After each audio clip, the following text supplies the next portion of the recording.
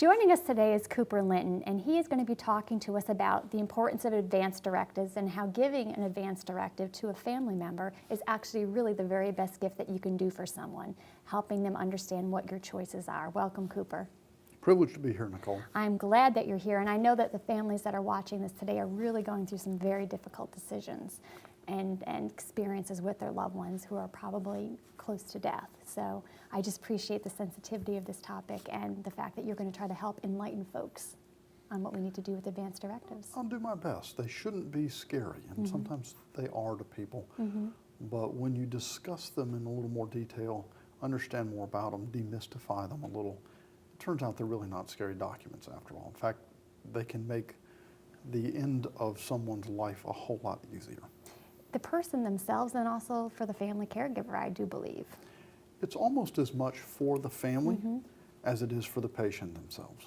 So before we get into all those details though, what is an advance directive in the simplest form? In the simplest form, it's directions that you write well before you need them and you give to someone else to empower them to speak on your behalf. Okay. They typically come in two forms, a living will or a healthcare power of attorney, sometimes called a healthcare proxy. It depends on which state you're in, but North Carolina calls it a healthcare power of attorney. That's different from a durable power of attorney. So of those two, you know, if time is of the essence, which is the most important one for a family member to assist their loved one with?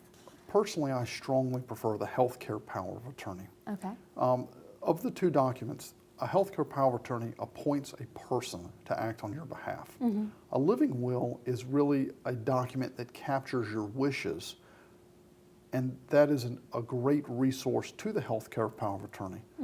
But the beauty of a healthcare power of attorney is it empowers a real person to speak for you when you can't speak for yourself.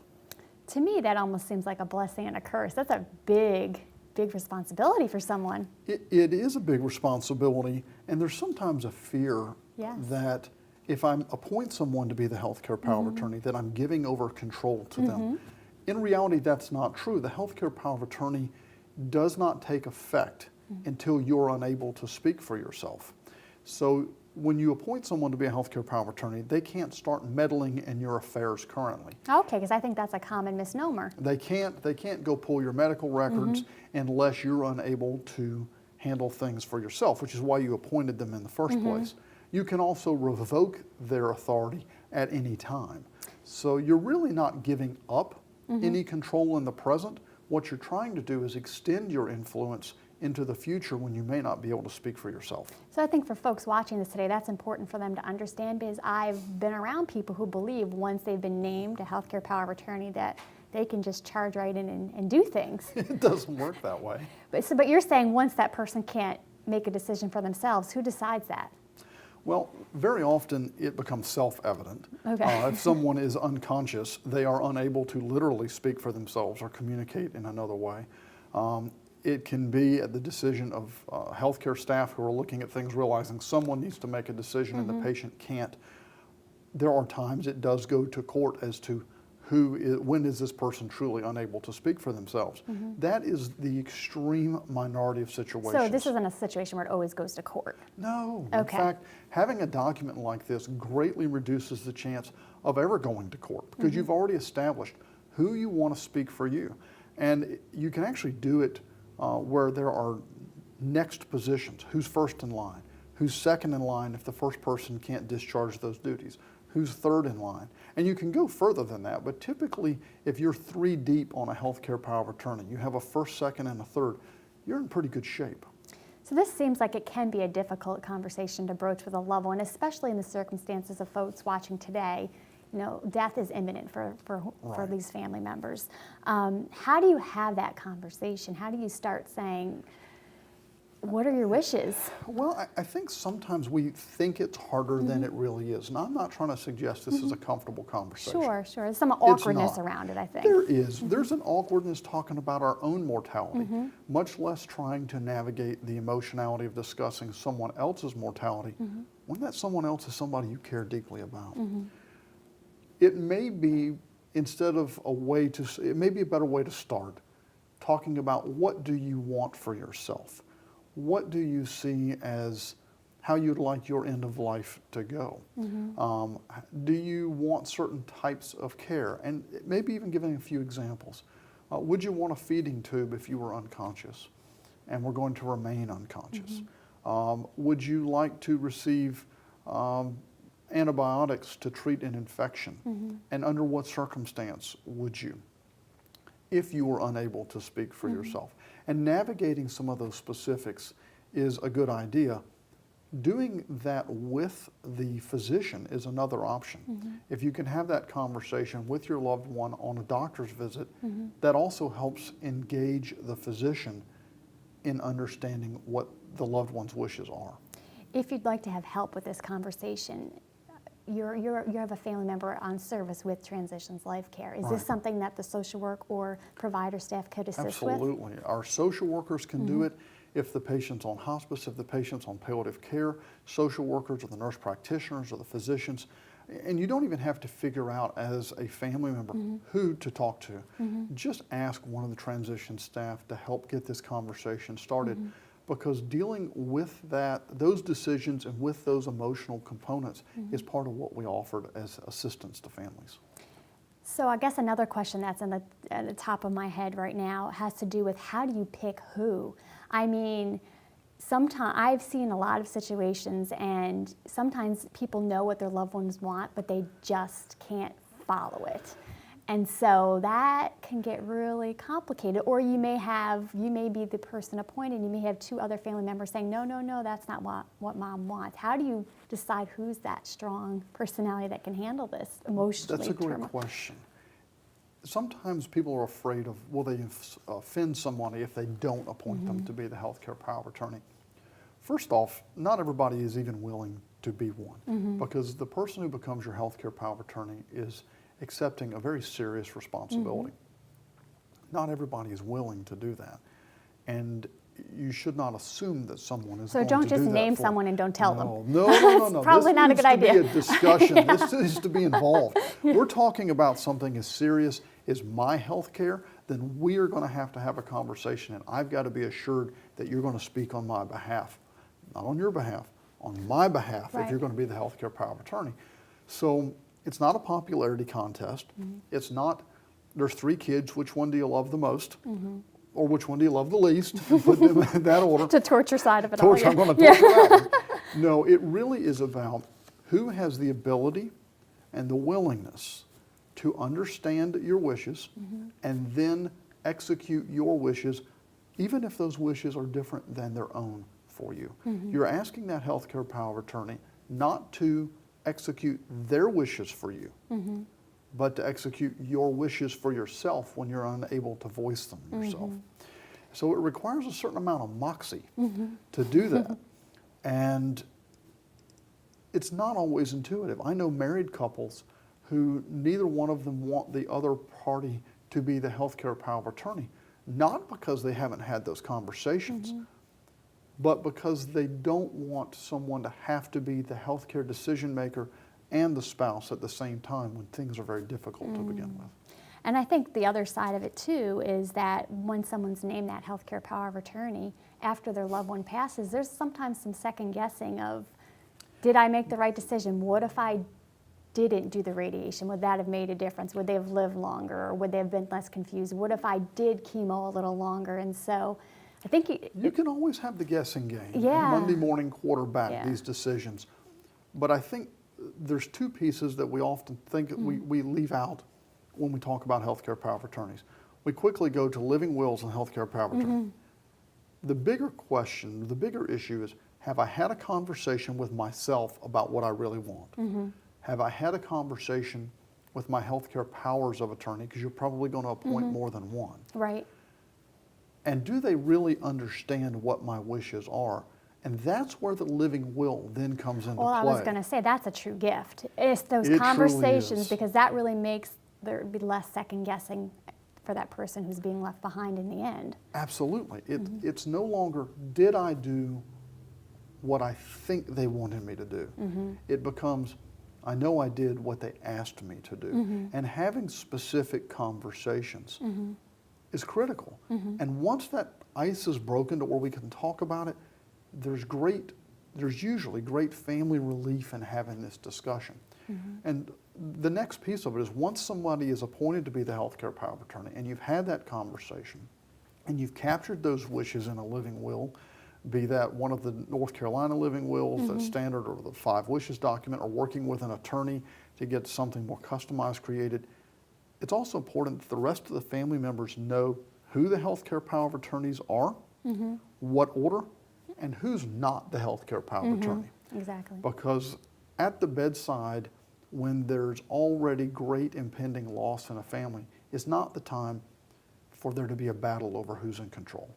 And let's be smart about this too. Advanced directives are not just for the people that are about to die. Everybody should have an advanced directives. And those of you going through this, watching this right now, need to remember, while you may not want to fill one out today because you're in the midst of dealing with a family crisis, it's a better time to have these conversations when you're not ill. Right. Well, one, it's not as scary, it's not as imminent, but everyone who's over 18 should have a healthcare power of attorney, someone appointed who can make decisions. One of the downsides, if you don't do that, is that there's already a state hierarchy under North Carolina statute of who gets to make decisions for you. So what does that look like? Well, it varies. It depends on whether you're married or not, but there are different roles in your life that are generally either related by marriage or related by kinship that are then in a hierarchy of who gets to make decisions.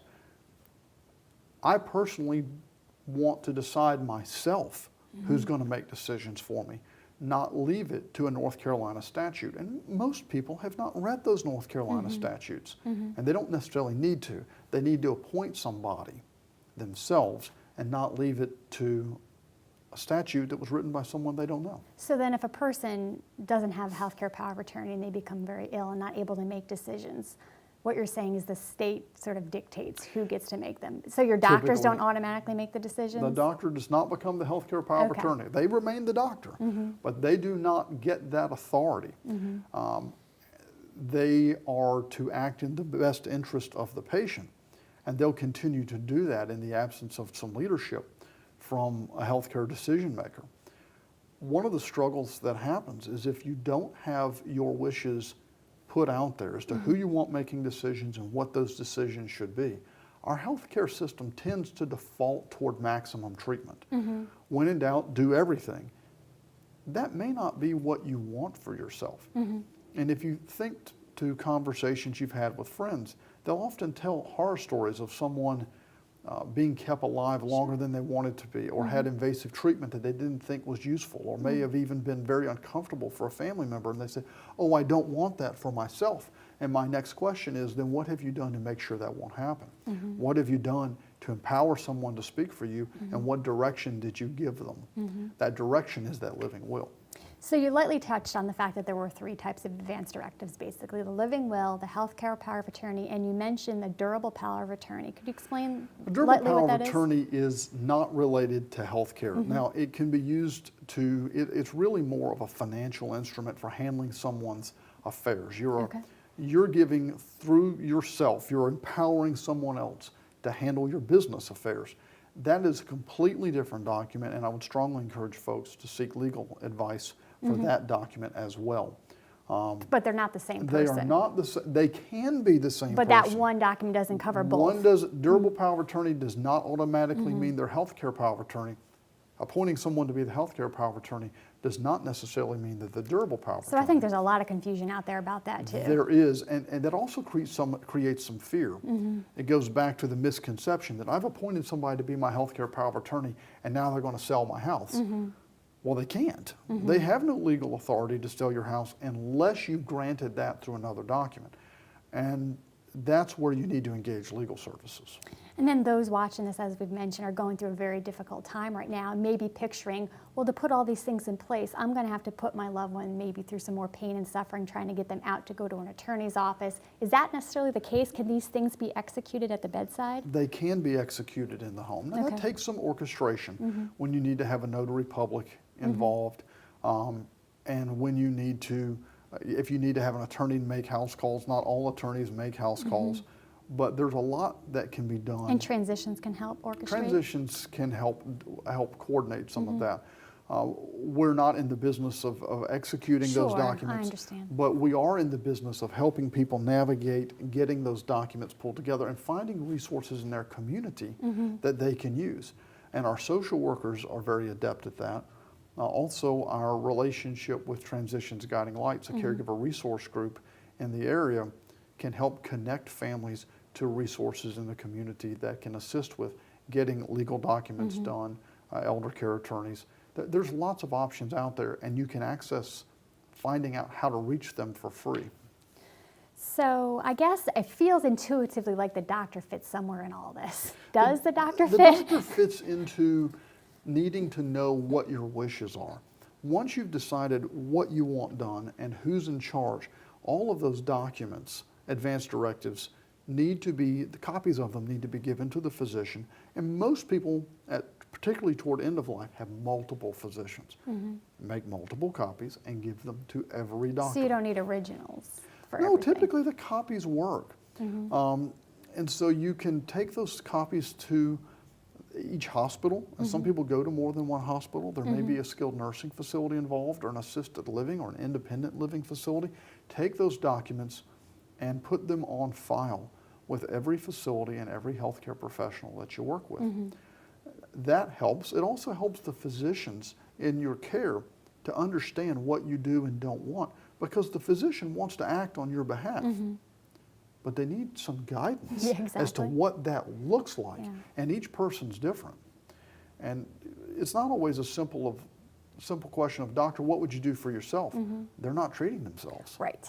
They're treating me in this circumstance, and I want them to know what I want done and what, conversely, I don't want done. And it's okay to have that conversation, but it's not challenging beyond the idea of it's scary. Just go ahead and have it with the physician. Most people are relieved to have the conversation to begin with. Sure. It sounds like, of all the things you have to get together when you're preparing for end of life, that this is not an insurmountable task. It's not really It's a mountain to not. climb. It sounds big and scary, but It's a great way to describe it. It sounds worse than it is, and there are documents for healthcare power of attorney and living will that can be done at no charge. You don't have to have an attorney involved. Depending on how complicated you want it to be, you may need to have one, but for a simple establishment of a healthcare power of attorney, you can do that at the home. You don't have to have legal services. You don't have to go to a lot of expenses, and the staff at Transitions can help get those documents together for you. and it really sounds like if you do this in advance, that it could really diffuse potential Sooner is permanent better. harm to a family on an indefinite basis. There's two pieces to that, I think. One is do them in advance, but people often will do them and then it's 15 years later and they haven't revisited them. So the American Bar Association suggests anytime you get a D in life, and a D means you've had a death of a loved one. In fact, the person that died may have been one of your healthcare power of attorneys.